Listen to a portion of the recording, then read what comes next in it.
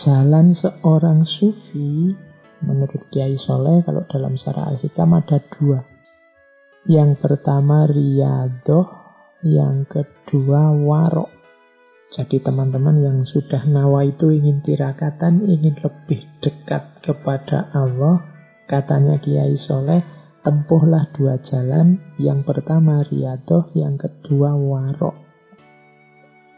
Riyadhah ada 4 sarannya Kiai Soleh.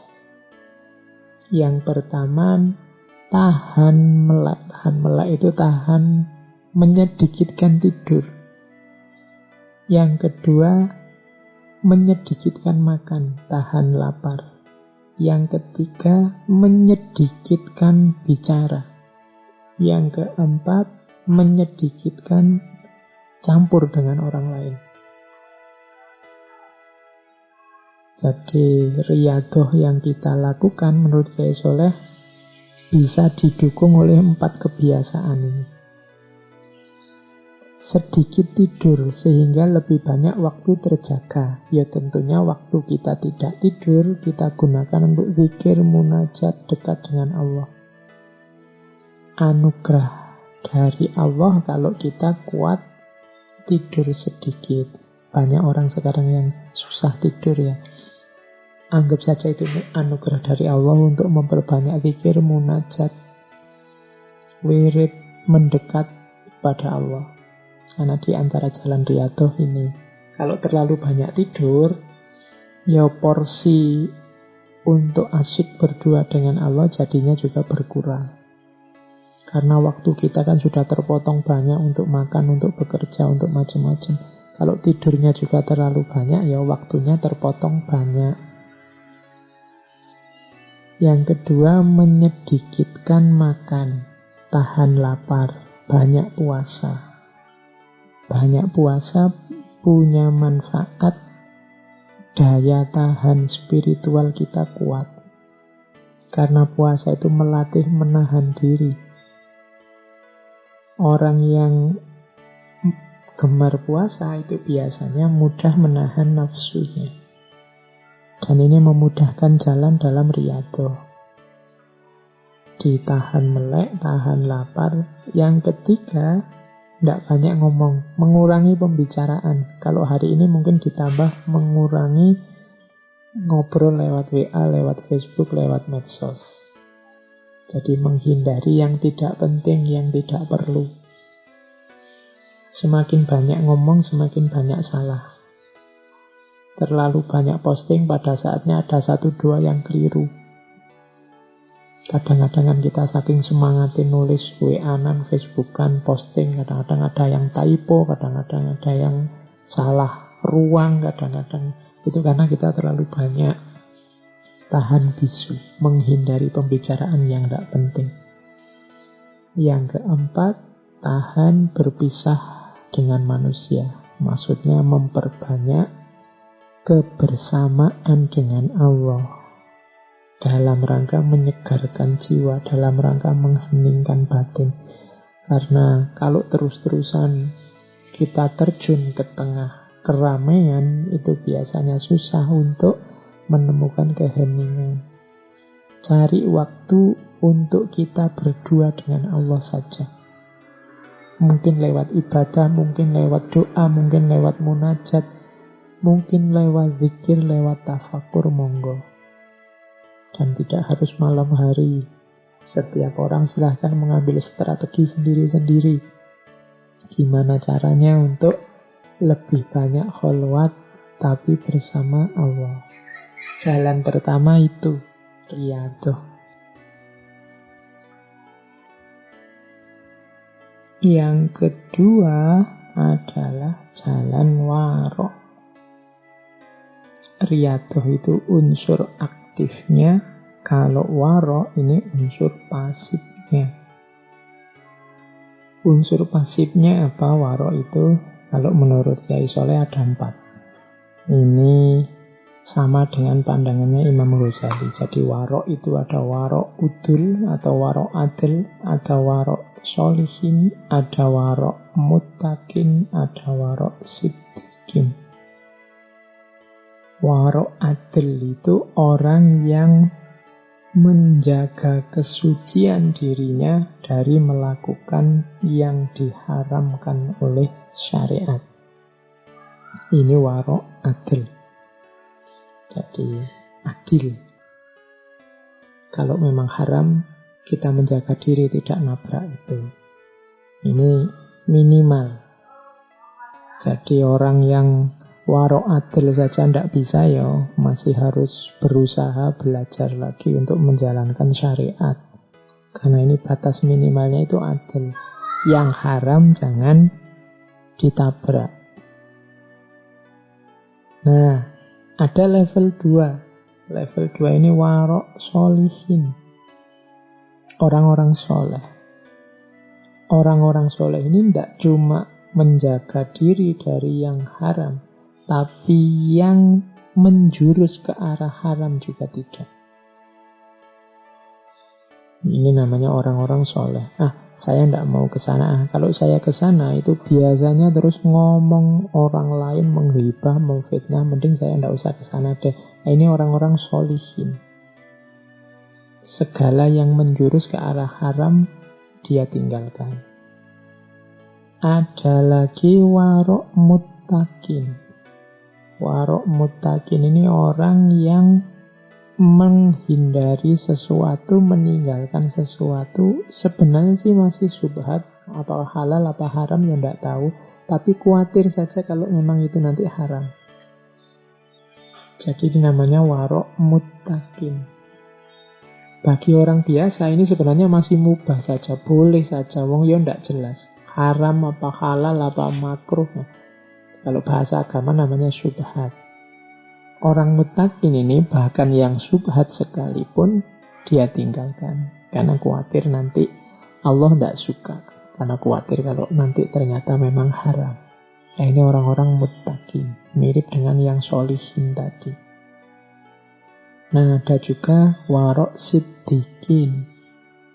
Warok siddiqin ini, kalau tadi kan yang muttaqin yang syubhat. Kalau ini sebenarnya halal. Tapi sedikit-sedikit ada potensi jangan-jangan tercampur yang haram. Maka dia tinggalkan. Misalnya minum air yang disedekahkan orang yang tempat kerjanya penuh kecurangan. Misalnya orang yang kerjanya di tempat yang banyak korupsinya. Kok yondilalah dia pas kita haus ngasih kita air. Ini kalau orang siddiqin, hati-hati. Janganlah nanti jangan-jangan tergelincir pada kecampur dengan yang haram. Misalnya pejabat atau pegawai dapat mobil dinas. Ini diberi mobil kan kepentingannya untuk kepentingan dinas. Nah, kalau orang-orang siddiqin ini, yang warok siddiqin ini, mending sudahlah mobilnya ditaruh kantor saja. Biar dipakai kalau waktu kerja di kantor, pasti kepentingan kantor. Kalau di rumah khawatir kecampur dengan kepentingan-kepentingan rumah. Zaman Khalifah Umar bin Abdul Aziz kan banyak cerita-cerita seperti ini. Lagi kerja di kantor, pakai lampu kantor, tiba-tiba istrinya datang, lampunya dimatiin. Karena khawatir wong ini lampu dibayar oleh pajaknya negara untuk kepentingan negara. Kalau istri saya datang pasti kepentingan keluarga, kepentingan pribadi. Maka lampunya dimatikan. Nah, ini jenis orang-orang siddiqin, menjaga diri. Nah, saya tidak tahu teman-teman ada di level kewaroan yang mana. Ya paling tidak yang paling bawah, yang adil itu harus kita jalankan. Jangan sampai nabrak yang haram.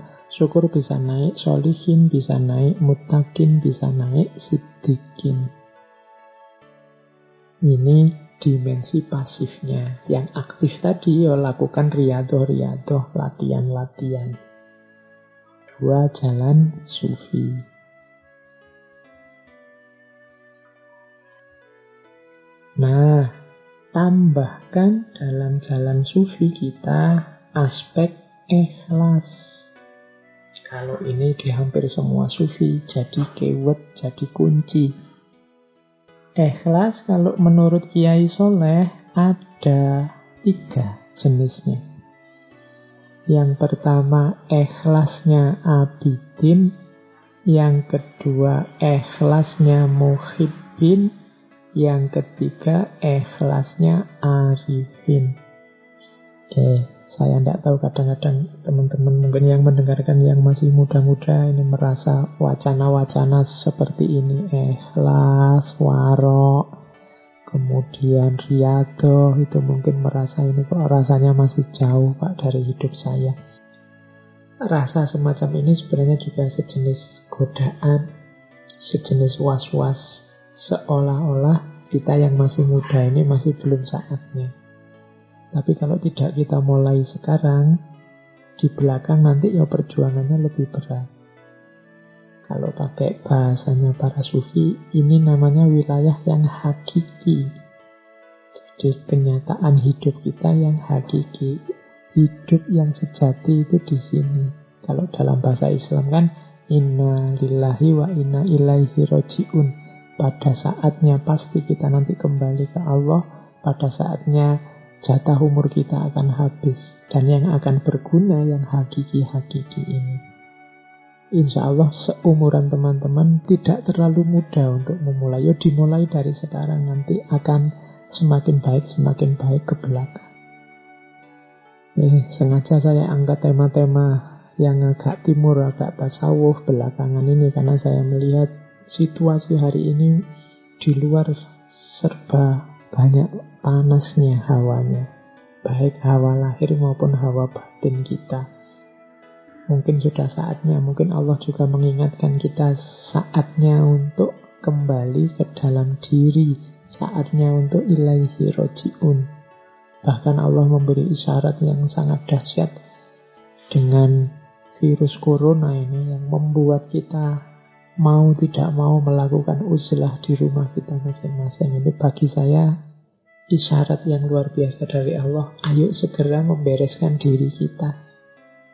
Jangan-jangan memang ini akhir zaman yang sebentar lagi sudah berakhir, maka ayo bareng-bareng dibereskan diri kita. Termasuk ini tadi, belajar cara untuk membereskan jiwa, membereskan batin lewat jalur tasawuf. Ikhlas yang pertama adalah ikhlasnya abidin. Orang ikhlas level abidin adalah orang yang beramal soleh, beramal baik, menjaga agar tidak riak, tidak ujub, tidak ingin pamer, tidak ingin sombong, pokoknya beramal untuk Allah dengan mengharap semoga mendapatkan pahala, mendapat surganya, semoga dijauhkan dari neraka. Ini level ikhlasnya orang-orang abidin. Naik satu level, level ikhlasnya orang-orang muhibbin. Kalau orang muhibbin ini sudah tidak berpikir lagi pahala surga atau siksa neraka. Muhibbin ini orang-orang yang sudah jatuh cinta sama Allah. Beramal hanya untuk tujuan memuliakan Allah saja. Orang yang jatuh cinta kalau beramal biasanya amalnya tanpa pamrih, hanya untuk yang dia cintai saja. Kalau kita beribadah pada Allah karena kita cinta pada Allah, tidak menunggu pahala, tidak sekedar berlindung dari siksa, kita sudah ikhlas di level 2, level muhibbin.